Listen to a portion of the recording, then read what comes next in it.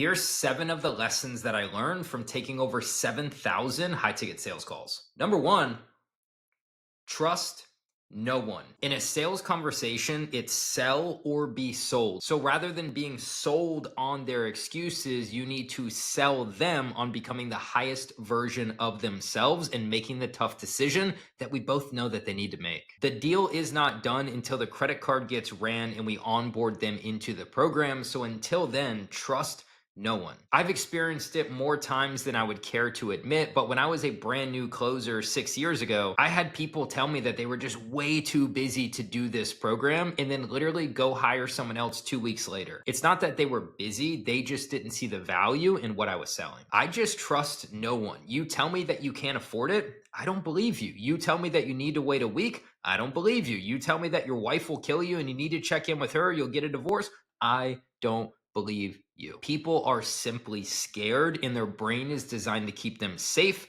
not happy, and in a sell or be sold environment, knowing that I'm not going to get off the phone with them without a yes or a no. Number 2, after taking 7,000 calls, what I've gotten really freaking good at that I would encourage you to get good at is level off your emotions. No more peaks when you close deals and no more valleys when people tell you no. You must become neutral and consistent. I've closed $100,000 deals and I kind of like, yay, another deal. I've also been told no and been punched in the face over and over and over. And I'm kind of like, man, that's the role I signed up for. It's not that I'm not frustrated or a little bit upset when I don't close a deal, but I don't allow that emotion to stick around for very long. And on the flip side, I'm also, of course, excited when I close 20, 30, $100,000 deals, but I don't allow that to get me so excited that it's like, oh my gosh, this is the end all be all. I've made it.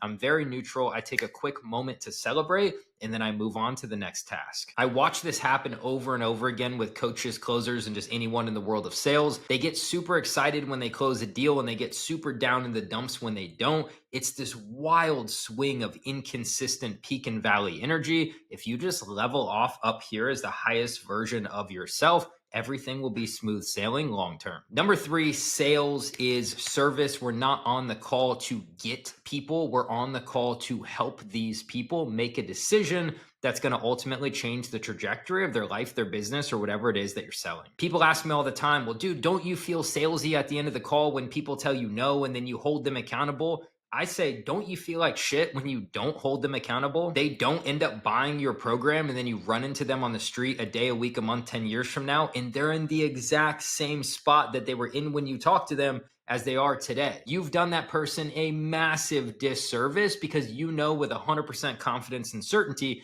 you could have helped change the trajectory of their life, but you folded under the objections that they had. You lacked the salesmanship and ability to ultimately close that deal. If I know that I can help you, it's my duty, it's my obligation to close you. And sometimes closing you is gonna come with a little bit of heat. It's gonna come with a little bit of masculinity and a little bit of pressure. But if I know that you're gonna thank me later, I don't really care how you think about me today. Which kind of leads me into number 4, daddy energy. If you're a woman, I don't know, you can call it mommy energy if that's a real thing if you want, but we got to have daddy energy. People are on a call on a random Tuesday afternoon. They don't want to pull out their credit card for $3, $5, $10, $30,000, whatever the price of your program may be. They're a little bit afraid. Again, their brain is designed to keep them safe, not happy, and you have to have some masculine daddy energy to help them make the decision that we both know that they need to make. At the end of the call, you have to step up for this person and hold them to the standards that they set earlier on the call when you were talking about their dreams, goals, and aspirations. Now that price is on the table, their animal brain kicks in and the lower version of themselves starts to come out, and it's your job to hold them to that higher standard and help them make the changes that they need to make. Daddy energy comes with some masculinity and a lot of confidence, but I can sit here and tell you people with shitty scripts and a ton of confidence close deals. People with well-polished, well-rounded, AI put together scripts and all this fancy shit with no confidence don't close deals. It's not the script that closes deals, it's your confidence in your program and service that you're selling. Number 5 is the biggest myth and common conception in sales that leaves people as sales people rather than sales professionals.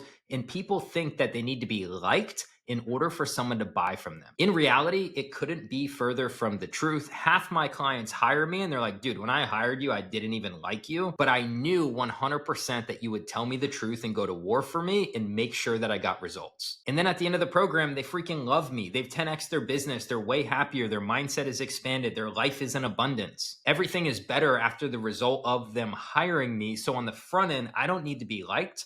I need to be honest and I need to be trusted. Trust closes deals, not likeness. And number 7, one of the biggest lessons I've learned after taking 7,000 one-to-one high-ticket sales calls, sitting in this chair for 7,000 hours, chatting with people one-on-one on Zoom from all over the world, is frameworks are better than scripts. A script is trying to put your prospect into a box, and maybe 20, if you're lucky, 30% of the time they fit in your script, in your box, and they buy. But what about the other 70 or 80% of people? They just don't buy. And then your close rate is inevitably stuck below 30%, which isn't very good. Some prospects are masculine. Some prospects are feminine. Sometimes you're selling a luxury. Other times you're selling a necessity. Everybody is a little bit different. Humans are dynamic. So I would rather have a dynamic framework rather than a rigid script. A dynamic framework can be matched and molded to the person that I'm speaking to ensure that I can close a bare minimum of 60% of all the people that I talk to. So to recap my 7, trust no one, level off your energy and emotions, whether they're good or bad, become neutral. Sales is service. 1, 2, 3, 4, 5, 6, 7. I skipped one. I skipped my 4th one on my paper. So I've only gone through 6. Here's number 7. Always collect credit card over the phone. Do not send invoices. Do not drop links in chat. Collect credit cards over the phone. Your close rate will go through the roof. You'll stop wasting time, effort, and energy chasing down people, wondering, asking, hey, are you going to pay that invoice? Hey, you said you'd pay it tomorrow. It's never fun chasing prospects. And honestly, it's just way easier to collect a credit card at the end of the call. Dude, if you're in, great, grab your credit card. Let's rock and roll, get you onboarded right now. Why would you want to send someone an invoice? Now they have to go pull it up later. Oh, I can't find it. The link expired. Oh, never mind. I got it. It was in spam. They have to input their information, send you an email back. Hey, I just paid the invoice. Maybe you're out of office or you're taking a nap and then they have to wait a couple hours to actually get onboarded. They're losing momentum and it's just overall not good for you and not good for them. People have this weird fear of at the end of the call saying, great, yeah, I'm ready for the card number. But most people would actually just rather read you the 16 digits, get onboarded right now, and hit the ground running. The reason you're not collecting credit cards over the phone is simply because you've made up your mind not to ask. Okay, now I'm done with my 7. Trust no one, level off your emotions, sales is service, collect credit cards over the phone, have some daddy energy. You don't need to be liked. You need to be trusted. That's a big one. And then finally, dynamic frameworks are always going to beat rigid scripts. If you're a high ticket coach, consultant, closer, or agency owner, my link is down below. If you're looking to get better at sales, click the link, book in a call with me, and I'll show you how to close a minimum of 60% on cold traffic for your full priced offers and services. I'll see you there.